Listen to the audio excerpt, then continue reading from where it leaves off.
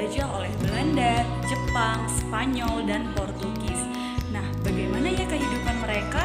Apakah mereka hidup dengan aman, nyaman, tersiksa, atau seperti apa?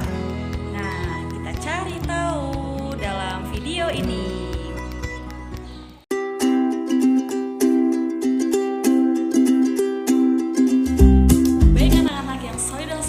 Assalamualaikum warahmatullahi wabarakatuh.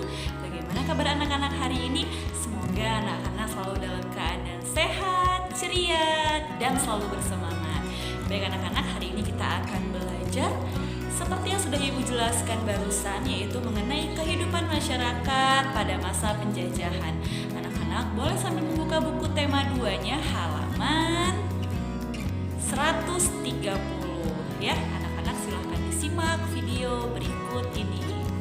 Kehidupan masyarakat Indonesia pada masa penjajahan itu mengalami penderitaan, baik dari segi ekonomi maupun sosial dan politik. Nah, dari segi ekonomi kita lihat nih gambar di belakang buku kita. Ya, penjajah Belanda itu memonopoli perdagangan, yang artinya semua perdagangan yang dilakukan oleh masyarakat Indonesia diatur oleh Belanda.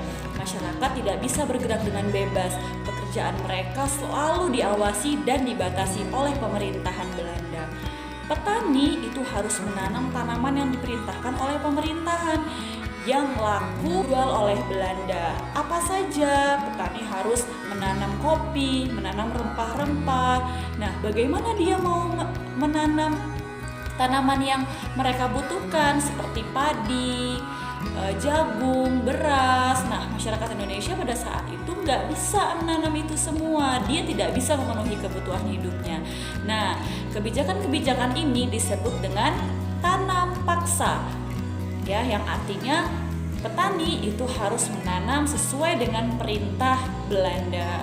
Astagfirullahaladzim, kejam sekali ya Belanda kepada Indonesia. Kebijakan lain yang menyengsarakan masyarakat Indonesia adalah sewa tanah.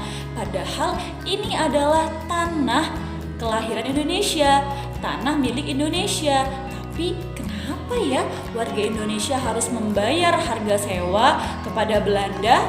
Jelas-jelas Belanda itu datang ke sini untuk mengambil wilayah Indonesia. Kenapa sih kita harus bayar? Itulah disebut dengan land rente. Petani harus menyewa tanah meskipun itu adalah tanah milik Indonesia. Selain itu, di masa penjajahan, pendidikan itu hanya boleh dilakukan oleh para bangsawan, ya, para yang memiliki jabatan-jabatan tertentu. Nah, rakyat biasa seperti kita gimana? Kita nggak bisa mengenyam pendidikan seperti sekarang ini, ya. Jadi anak-anak kecil terdahulu ikut orang tuanya bertani, ikut orang tuanya bekerja karena dia tidak bisa sekolah. Seperti itu. Nah, kemudian pada masa penjajahan Jepang, masyarakat Indonesia itu diperintahkan untuk melaksanakan kerja paksa atau romusa.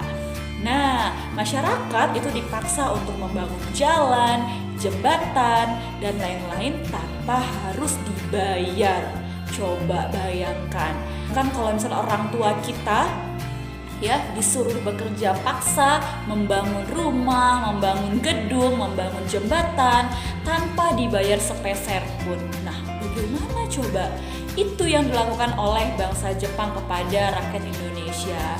Nah, zaman dahulu juga rakyat Indonesia membangun jalan dari Anyer sampai Panarukan, dari Jawa Barat sampai Jawa Timur. Itu perjalanan yang sangat panjang sekali.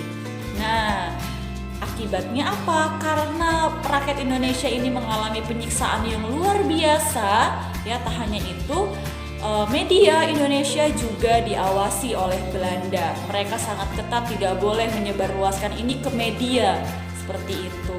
Nah, setelah proklamasi kemerdekaan, bangsa Indonesia menjadi bangsa yang merdeka dan bebas dari penjajahan. Dengan kemerdekaan, bangsa Indonesia dapat menikmati rasa aman dan kebebasan bagi seluruh rakyat Indonesia. Seperti sekarang ini, masyarakat Indonesia bebas untuk menanam apa saja, boleh menjual apa saja. Kemudian masyarakat Indonesia juga bisa mengenyam pendidikan, mulai dari yang tidak berada sampai yang kaya sekalipun, itu mereka semua bisa mendapatkan pendidikan. Sekarang ini Indonesia itu memberikan kebebasan ya untuk masyarakat itu wajib sekolah 9 tahun. Jadi bagi anak-anak yang sekolah di negeri SD dan SMP itu biayanya gratis. Untuk meningkatkan kesejahteraan masyarakat ya, Indonesia memberikan kesempatan untuk memperoleh pendidikan serta ikut serta dalam melaksanakan ketertiban dunia. Masyarakat Indonesia itu dikatakan sejahtera apabila terpenuhi unsur sandang, pangan, dan papan. Sandang berarti pakaian, pangan itu berarti makanan, papan berarti rumah ya. Kesejahteraan umum itu tidak hanya meliputi kesejahteraan ekonomi dan materi saja, namun juga kesejahteraan lahir dan batin seperti terciptanya rasa aman, gotong royong, saling menghormati, serta menghargai hak dan kewajiban masing-masing individu. Dengan demikian akan tercipta masyarakat yang adil dan makmur ya. Selain kita sejahtera dari segi ekonomi, kita juga harus bisa merasa aman, memiliki teman-teman yang baik, memiliki orang tua yang baik ya, berada di lingkungan yang aman dan nyaman. Nah, sekarang ada beberapa langkah yang dapat dilakukan untuk meningkatkan kesejahteraan masyarakat. Nah, bagaimana caranya? Yang pertama adalah menciptakan lapangan kerja untuk masyarakat. Yang kedua adalah memberdayakan masyarakat melalui peran aktif masyarakat atau pemberdayaan UMK. Yang ketiga adalah membangun sarana dan prasarana yang mendukung ya, seperti pembangunan pabrik, pembangunan sarana olahraga di lingkungan rumah, seperti itu.